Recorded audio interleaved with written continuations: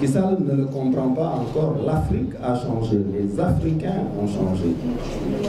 Il y a 60 ans, on aurait pu encore se permettre certaines choses. Ce n'est plus possible, tout simplement.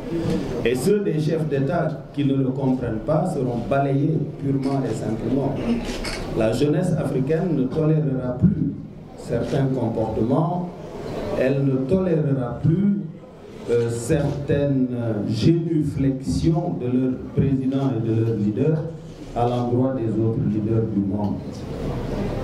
Et vous savez, dire la vérité aux Français, ce n'est pas de la francophobie, c'est de l'amitié.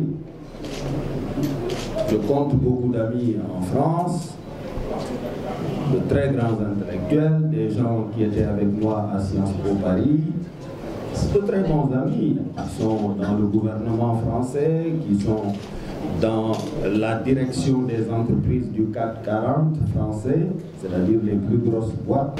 Mais lorsque j'ai dit que nos relations étaient des relations de domination et de pillage, certains m'ont dit attention, est-ce que les Français ne vont pas vous en vouloir de les accuser de pillage, etc.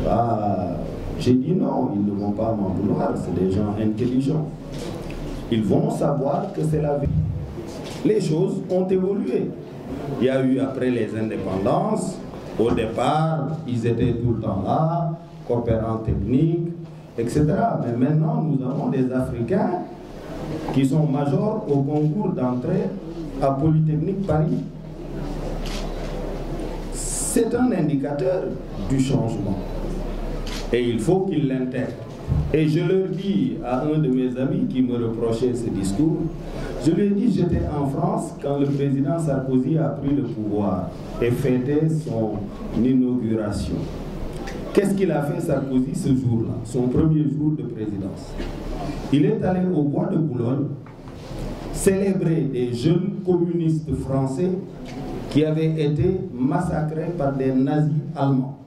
C'est ça qu'il a fait dans la matinée.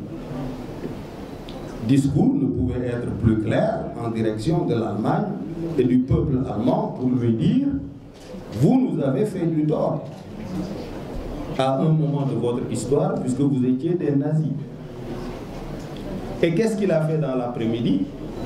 Il est allé chez Angela Merkel pour signifier que c'était son premier partenaire dans la construction de l'Union européenne.